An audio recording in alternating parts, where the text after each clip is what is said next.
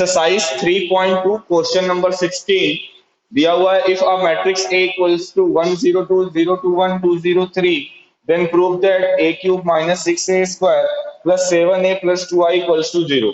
हमें ये प्रूफ करना है, यानी LHS हम लेकर चलेंगे और इसको जीरो ले आएंगे। ध्यान रखिएगा ये जीरो क्या है, ये जीरो यहाँ पर एक मैट्रिक्स है, मतलब LHS को जब हम सॉल्व करेंगे बच्चों तो एक मैट्रिक्स ही तो आएगी ना।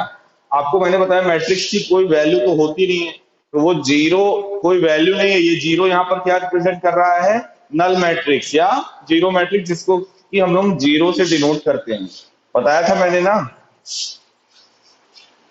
मतलब एलएचएस को सॉल्व करें और एक ऐसी मैट्रिक्स हमारे पास आ जाए जिसकी सारी की सारी एंट्रीज जीरो हो जाए तो प्रूफ हो जाएगा कि नहीं। ओके, और अब देखिए हमें 7A निकालने में कोई दिक्कत नहीं होगी, क्योंकि किसी मैट्रिक्स में किसी स्केलर से मल्टीप्लाई करना है तो आप हर एक एलिमेंट में उस कांस्टेंट से मल्टीप्लाई कर दीजिए, हो गया 7A आ गया। 2I इसमें भी कोई दिक्कत नहीं है, वो तुरंत हो जाएगा। अब ये दो टर्म हमारे पास है, क्योंकि आप कह रहे हो कि सर थोड़ा सा लेंथी जा रहा है, बिल्कुल दो चीजें निकालने में आपको लंबा पड़ सकता है। एक निकालना है A स्क्वायर और फिर निकालना है A cube, right.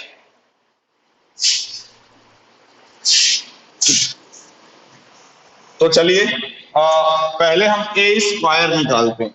Last day हम लोगों ने पढ़ा भी था मैट्रिक्स के मल्टीप्लिकेशन के बारे में, कि मैट्रिक्स का मल्टीप्लिकेशन कब पॉसिबल है वो हम लोगों ने पढ़ लिया था, और आज हम उसका एप्लीकेशन देख रहे हैं कि दो मैट्रिक्स को मल्टीप्लाई कैसे करते हैं। तो A स्क्वायर हमें निकालना है बच्चों।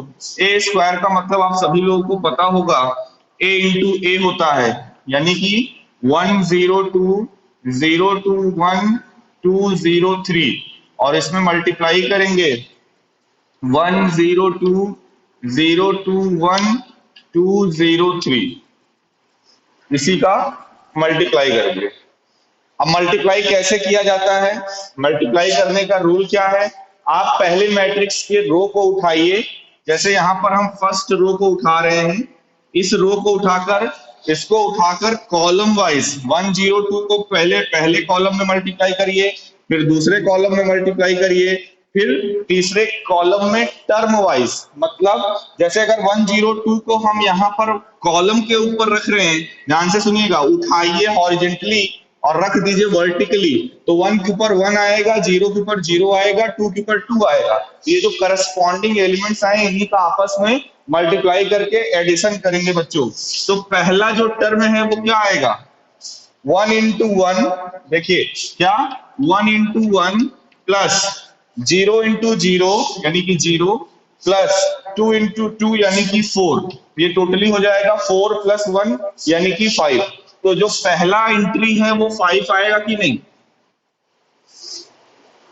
ये सभी को समझ में आया कि नहीं।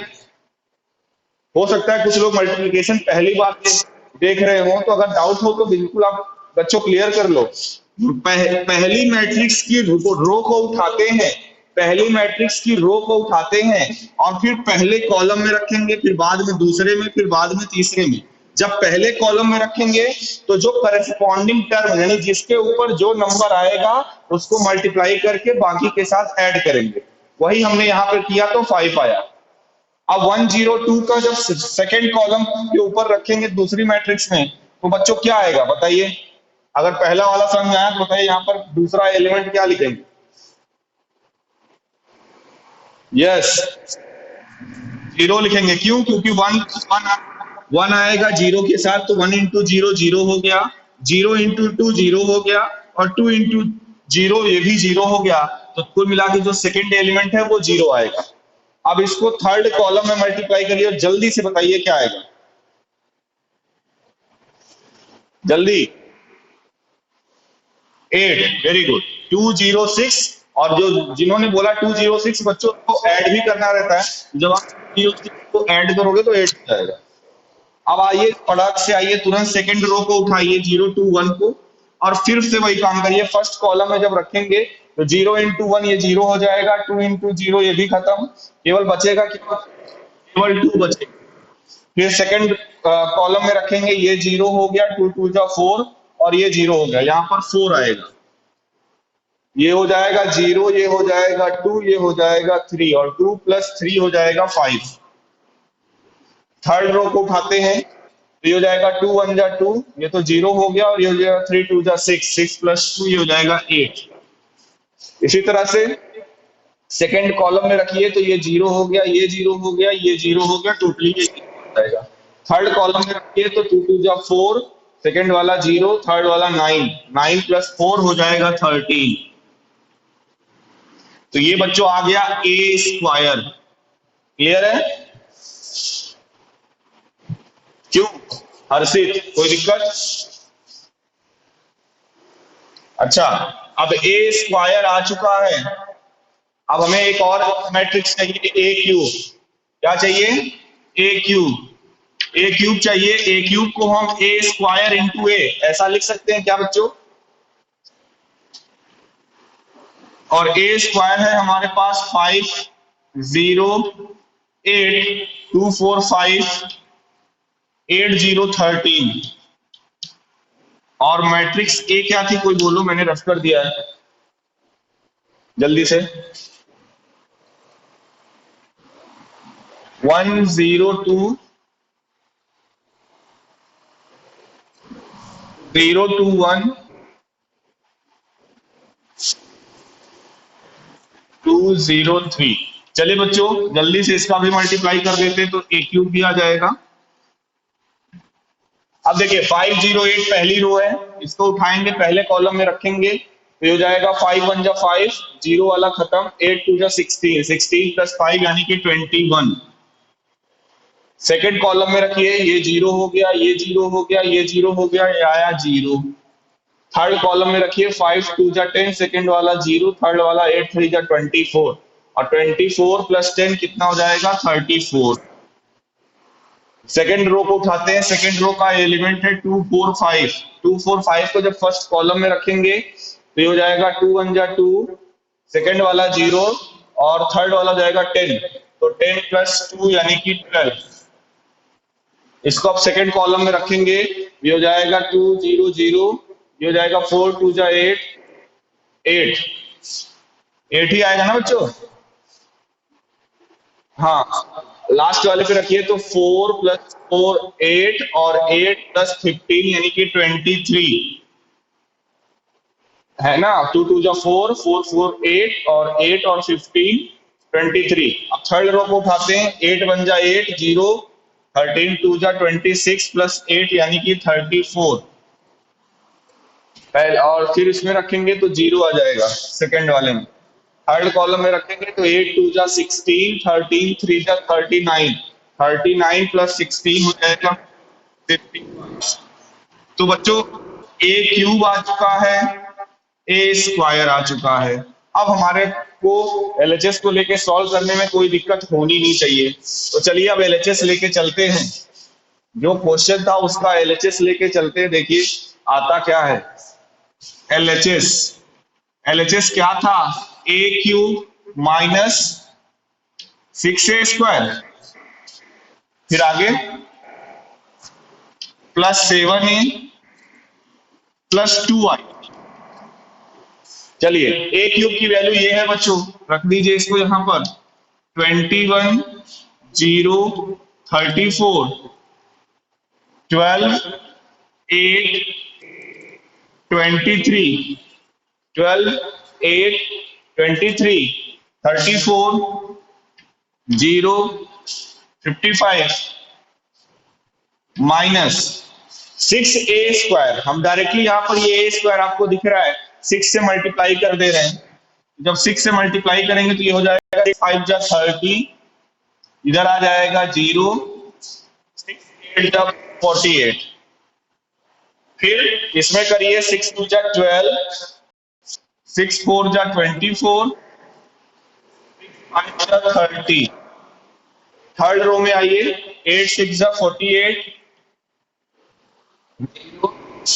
और 13 6 जा 78। कोई दिक्कत किसी को यहां तक? प्लस मैट्रिक्स ए में मल्टीप्लाई करिए 7 का। मैट्रिक्स ए मेरे पास है नहीं, आप लोगों के पास है तो आप लोग 7 से मल्टीप्लाई करके सीधा बताइए मेरे को क्या आएगा।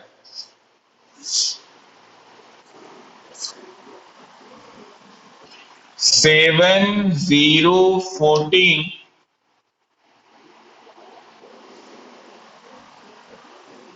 0 14 7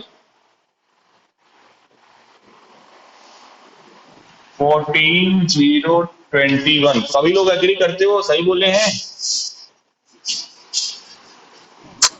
ओके। अभी एक और टर्म बचा हुआ है प्लस में 2i, तो ये तो सिंपल है। 2 0 0 0 2 0 0 2 2i बच्चों, यही होगा। अब यहाँ से देखिए कैसे करते हैं, जैसे आप सिंपल एडिशन और सब्ट्रैक्शन जानते हो वैसे ही करना है। पहला टर्म, थर्ड टर्म और फोर्थ टर्म, यानी पहली मैट्रिक्स, तीसरी मैट्रिक्स और चौथी मैट्रिक्स, ये तीनों मैट्रिसेस प्लस में है बच्चों।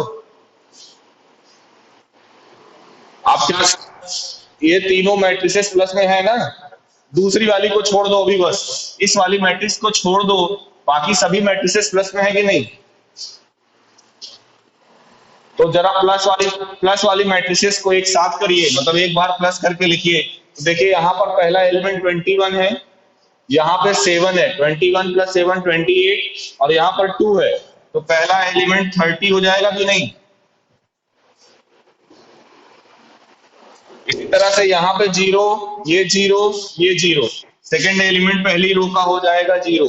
थर्ड एलिमेंट पे आइए, 34 + 14 48, और ये 0, ये 48 ही आएगा। सेकेंड रो का फर्स्ट एलिमेंट यहाँ पर 12 है, यहाँ पे 0, यहाँ पे 0, केवल यहाँ पर आएगा 12। फिर यहाँ पर 8 है, यहाँ पे 14 है, 14 + 8 22 + 2, ये हो जाएगा 20 + 24। यहाँ पे 23 है, यहाँ पे 7 है, 30, ये 0 है, ये आ जाएगा 30। फिर इधर आइए, ये 34 है, इधर 14 है, 48, ये 0, तो यहाँ पर आएगा 48। इधर 0, इधर 0, इधर 0, तो ये आएगा 0। इधर 55 है, इधर 21 है, 55 + 21 76 + 2 78। तो जो प्लस में थी मैट्रिसेस हमने उनको ऐड करके लिख लिया, और ये जो अब बची हुई मैट्रिक्स थी माइनस वाली एकमात्र, इसको लिख लीजिए 30 0 48 12 24 30 48 0 78। तो देखिए सभी एलिमेंट सेम है, आप सब्ट्रैक्ट करेंगे तो क्या आएगा? 0 0 0 0 0 0 0 इक्वल्स टू 0। ये मैट्रिक्स का नोटेशन है नल मैट्रिक्स का। तो प्रूफ हो गया कि नहीं? एलएचएस लेके चल रहे थे, आरएचएस आ गया। तो हर्षित हर्षित कहाँ पे गलती हो रही थी बेटा?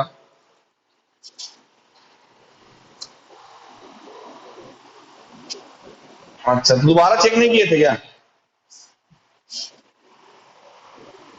ऐसा कैसे बेटा? बोर्ड के पेपर में मैट्रिक्स चैप्टर में लॉन्ग का एक क्वेश्चन आता है, और उसमें भी कैलकुलेशन ही है।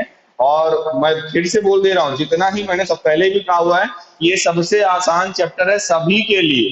और अगर आप इसमें फंसोगे तो सिर्फ यही एक टॉपिक है, मतलब कैलकुलेशन, जहां पर आप फंस सकते हो, तो उसको थोड़ा सा आपको स्ट्रॉन्ग करना पड़ेगा। खैर, कुछ बोलना चाह रहे हैं? अच्छा, अरे तो काहे की जल्दीबाजी है जी? अभी कौन सी जल्दीबाजी है तुमको? हाँ, बिल्कुल नहीं नहीं। वो इनवर्स निकालने का मेथड पढ़ा जाएगा, हम लोग ये इनवर्स निकालेंगे जो कि लॉन्ग में आता है। तो डिवाइड नहीं, वहां पे इनवर्स निकाला जाएगा। और जब भी डिवीजन की बात आती है तो हम लोग उसको मल्टीप्लिकेटिव इनवर्स में चेंज करके करते हैं।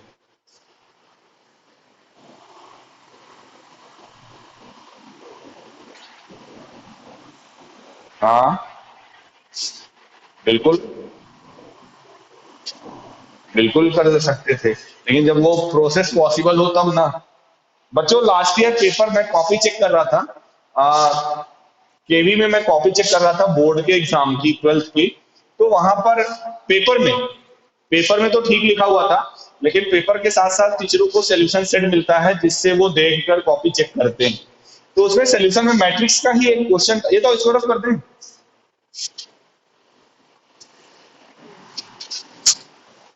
तो तो वहां पे हाँ, एक दो टीचरों में काफी काफी तो नहीं बट थोड़ा बहुत टॉपिक को या कॉन्सेप्ट को लेकर हुआ कि क्या सीबीएसई ने जो सोल्यूशन भेजा है वो सही है।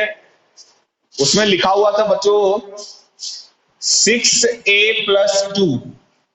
क्या लिखा हुआ था? 6a+2। जहां पर ये कोई अच्छा ये तो अगर मैंने एक मैट्रिक्स लिखा 0 2 4 3 4 1 1 2 3 और प्लस यहां पे मैंने लिख दिया 4, आप इन दोनों को ऐड कर सकते हो बच्चों?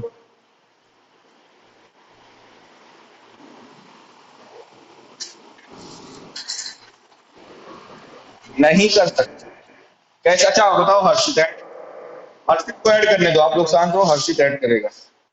हर्षित बताओ। कहीं काहे फर्स्ट टाइम मानोगे भैया, बाकी से दुश्मनी है क्या? तो ये हो गया। अच्छा ये तो ये जो 4 लिखा हुआ क्या अभी ये मैट्रिक्स है? तो एक मैट्रिक्स है और दूसरा वैल्यू है, तो क्या इन दोनों का एडिशन अभी आपने कभी पढ़ा है? आपने मैट्रिक्स का मैट्रिक्स के साथ एडिशन पढ़ा है, मैट्रिक्स का मैट्रिक्स के साथ मल्टीप्लिकेशन या सब्ट्रैक्शन पढ़ा है, लेकिन एक मैट्रिक्स हो और दूसरा वैल्यू हो, इन दोनों को एडिशन क्या आपने पढ़ा है? यहाँ पर बच्चों ये है एक अरेंजमेंट, ये एक मैट्रिक्स है। यहाँ पर ये जो 4 लिखा हुआ ये एक वैल्यू है। ये क्या मैथमेटिकली ये करेक्ट है? नहीं। और पेपर के जो सोल्यूशन मिला था उसमें यही गलती थी, तो हम लोगों को कहा गया कि कॉमन मार्किंग करनी है। जो बच्चा इस क्वेश्चन का अटेम्प्ट किया है सभी को 1 नंबर आप दीजिए। तो ये ध्यान रखिएगा कि मैट्रिक्स का सम मैट्रिक्स के साथ ही होगा। अगर ये 4 की जगह पे बच्चों ये इतना लिख दिया जाता, जो कि हम लोगों ने समझा कि पेपर में मिसप्रिंट था, 4i लिखा होता तो हो जाता काम कि नहीं? अब तो ये मैट्रिक्स हो गई कि नहीं? 4i एक मैट्रिक्स है कि नहीं? तब आप इसका एडिशन कर सकते हो, लेकिन अभी बिना आई के केवल सिंगल वैल्यू के साथ ऐड करना नॉट पॉसिबल, डिफाइंड नहीं है मैट्रिक्स के केस। ठीक है, तो ये माइंड में मत रखिएगा कि हाँ डिटर्मिनेंट में भी नहीं कर सकते, डिटर्मिनेंट की वैल्यू निकालोगे तब ऐड करोगे, सीधा सीधा डिटर्मिनेंट के अंदर। हाँ क्योंकि डिटर्मिनेंट वैल्यू होती है, यस, उसमें ऐड कर दोगे आप डिटर्मिनेंट की वैल्यू निकालने के बाद। ओके, और किसी का कोई क्वेश्चन? किसी और का क्वेश्चन था? अच्छा हाँ बेटा बोलो हर्षित। ओके बोलो हर्षित।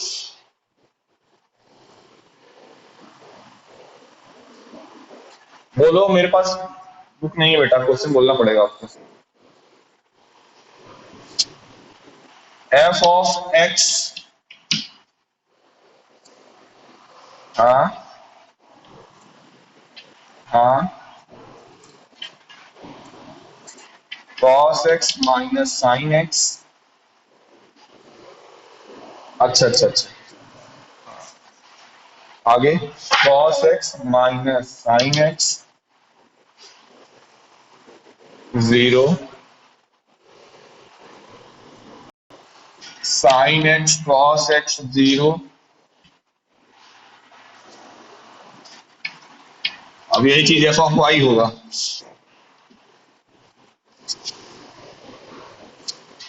एफ ऑफ एक्स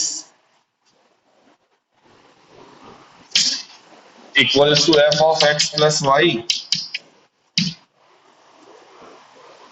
अरे लाए नहीं बे, यहाँ पर x लिखा हुआ है तो ये fx हो गया, y रख दो तो fy हो जाएगा, इसमें लाने की क्या जरूरत है?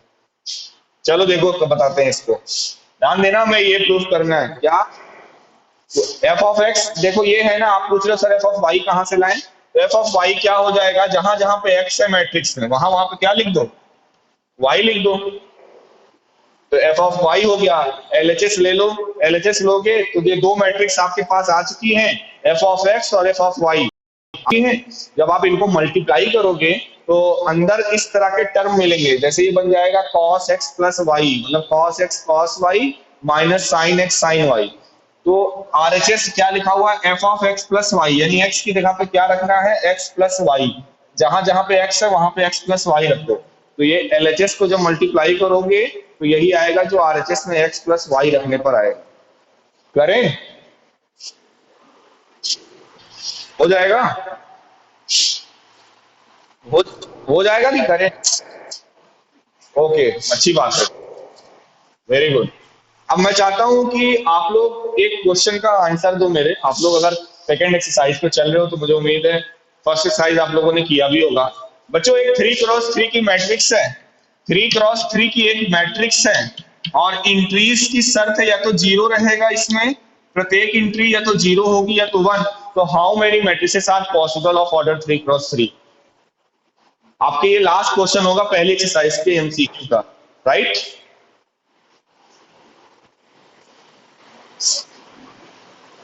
बताइए।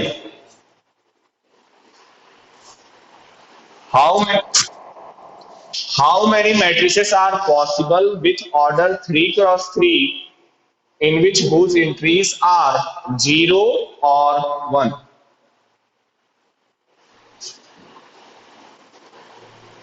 3.1 का ये लास्ट क्वेश्चन है। 512, 512 टू की पावर 9। चलो, पहले तो जिन्होंने पांच, हाँ हाँ बिल्कुल सर, वही चीज है, हम भी समझ पा रहे हैं। हाँ, कोई समझाए हमें ये कैसे? हाँ कैसे, जब आंसर जीरो में तो पूछते हैं, बताओ। आप पांच दोबारा किसने बोला था?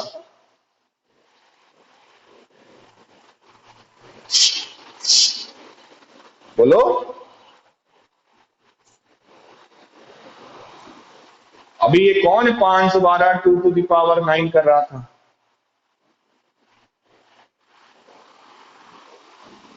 हाँ कैसे? हाँ, साहिल बोल रहा था। हाँ साहिल अब गायब हो गया।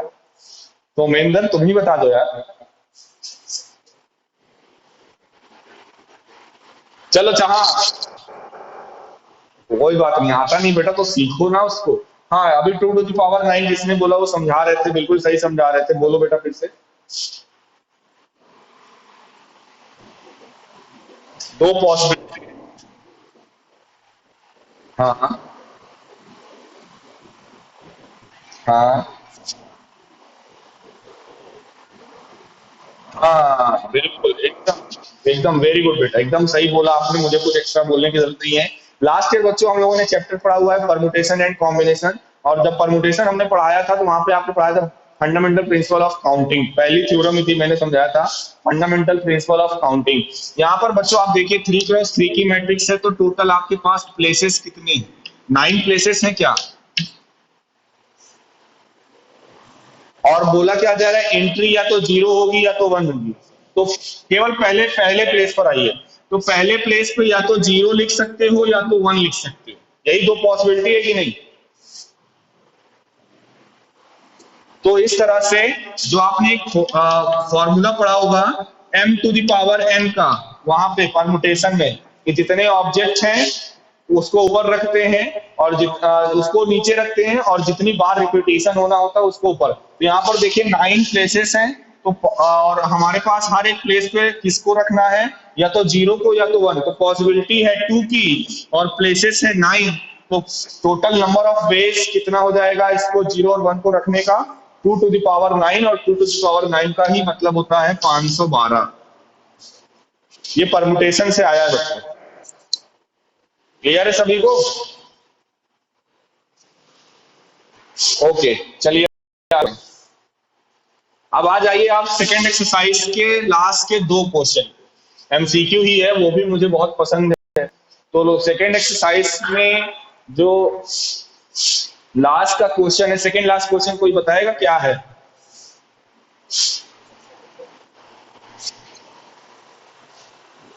हाँ, अच्छा इससे पहले भी कोई, इससे इससे पहले भी कोई एमसीक्यू है क्या? हाँ तो पहले वो वाला बोलो।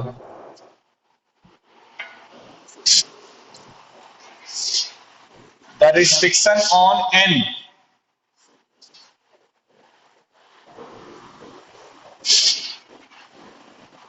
हाँ,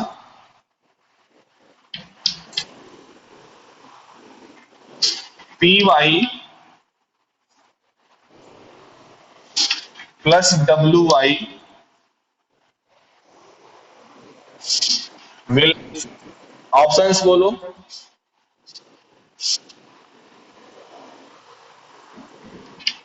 k equals to 3, p equals to n, ठीक है। सेकेंड, k आर्बिट्रेरी है और p equals to, okay. Third option, p arbitrary है और k equals to 3। Fourth, k equals to 2, p equals to 3। ये चार ऑप्शन है, कौन सा ऑप्शन सही है?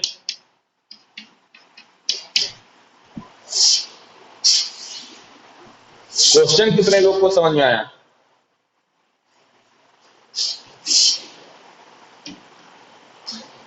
बोला जा रहा है कि ये कब डिफाइंड है, पी वाई प्लस डब्ल्यू वाई।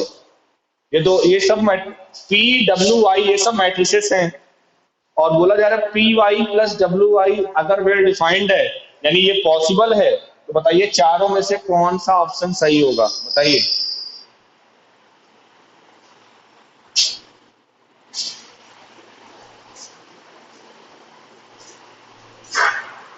बताइए। अच्छा क्वेश्चन है, समझ और पढ़े हुए हो, ऐसा भी नहीं है कि नया क्वेश्चन है, मतलब आपने कभी इस टाइप को पढ़ा नहीं है। आपने इसका क्राइटेरिया पढ़ा है वो अलग बात है, इस टाइप के क्वेश्चन को नहीं देखा है। जरा देखिए, दो मैट्रिक्स है पी और वाई, और इनका मल्टीप्लिकेशन कब पॉसिबल है?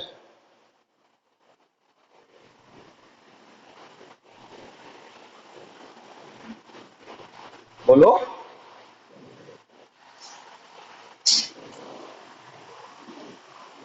अच्छा, आप जो क्वेश्चन पढ़े उससे पहले देखो कुछ लिखा हुआ है क्या?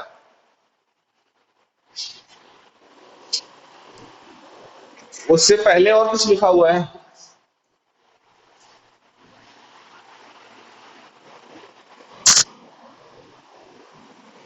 हाँ बोलो, जो लिखा हुआ है वो बोलो। हाँ। हाँ।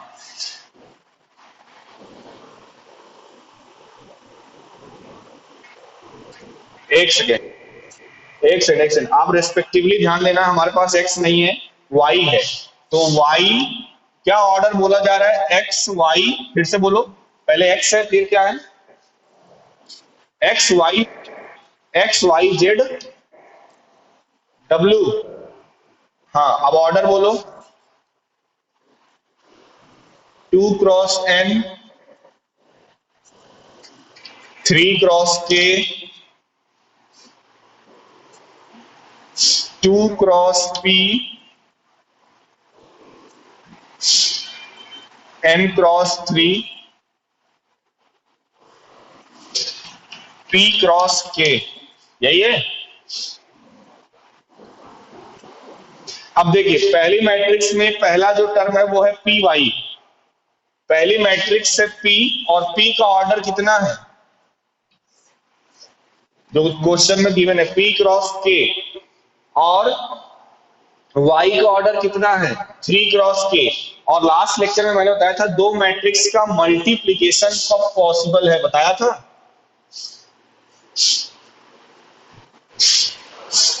ये देखिए, ये यहाँ पे लिखा हुआ है पी वाई। तो पहली मैट्रिक्स देखो, ऐसे देखो, मैं ऐसे लिख रहा हूं और आप ही लोग आंसर दोगे।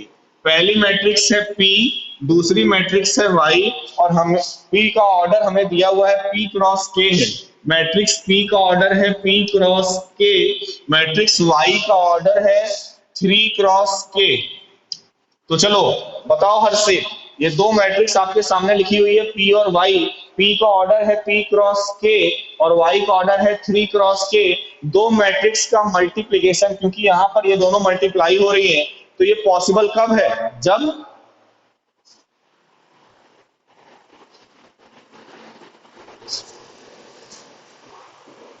अरे लास्ट लेक्चर में हमने बताया है। रिंकी तुम बताओ।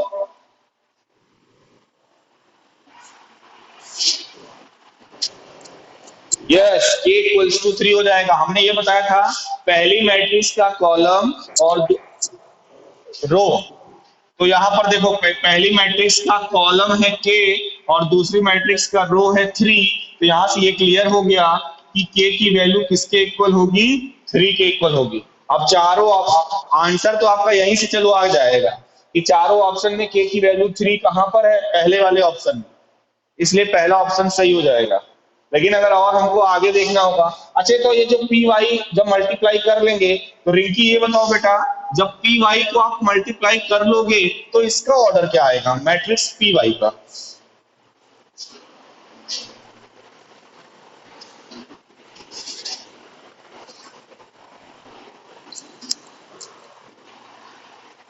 ध्यान से देखो, ये है P क्रॉस के, ये है 3 क्रॉस के। जब पहले मैट्रिक्स का कॉलम दूसरी मैट्रिक्स का रो सेम होता है तो मल्टीप्लिकेशन पॉसिबल होता है।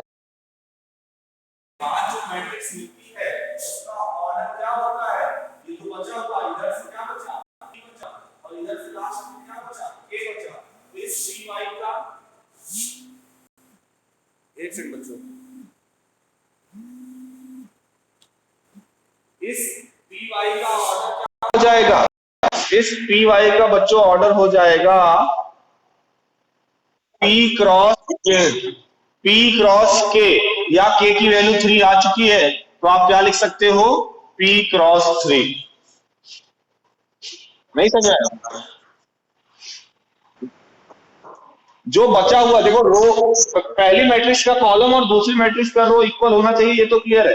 फिर जो रिजल्टेंट मैट्रिक्स आएगी उसका ऑर्डर क्या होगा, पहले जो यहाँ पर बचा हुआ यानी पहली मैट्रिक्स का रो और दूसरी मैट्रिक्स का कॉलम। यहाँ पे P बचा हुआ था फर्स्ट में, यहाँ पे K बचा हुआ था लास्ट में, तो इन दोनों का क्रॉस यानी P क्रॉस K, और K की वैल्यू 3 आ चुकी है तो P क्रॉस 3 ऑर्डर होगा पी वाई मैट्रिक्स का। क्लियर है रिंकी? चलो बताओ आप लोग अब तुरंत, डब्ल्यू वाई तो डब्ल्यू का ऑर्डर है एन क्रॉस 3, डब्ल्यू का ऑर्डर है एन क्रॉस 3 और वाई का ऑर्डर है 3 क्रॉस के। डब्ल्यू मैट्रिक्स का ऑर्डर है एन क्रॉस 3 और वाई मैट्रिक्स का ऑर्डर है 3 क्रॉस के। तो आप बताइए डब्ल्यू वाई का ऑर्डर क्या होगा?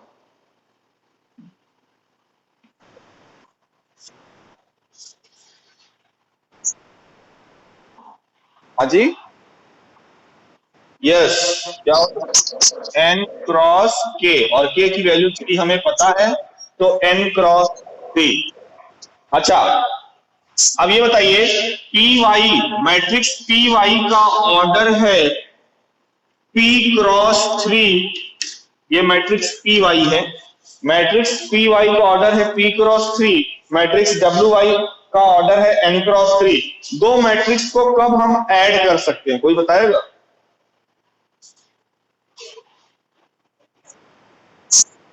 एक्सीलेंट, जब दोनों ऑर्डर सेम हो, वो रेक्टेंगुलर और स्क्वायर से मतलब नहीं है, दोनों मैट्रिसेस के ऑर्डर सेम होने चाहिए। तो आप ये देखिए, ये पी वाई का ऑर्डर है, ये डब्ल्यू वाई का ऑर्डर है, और बीच में एडिशन का सिंबल लगा हुआ है। तो क्या यहां से हम बोल सकते हैं कि पी और एन आपस में इक्वल होने चाहिए?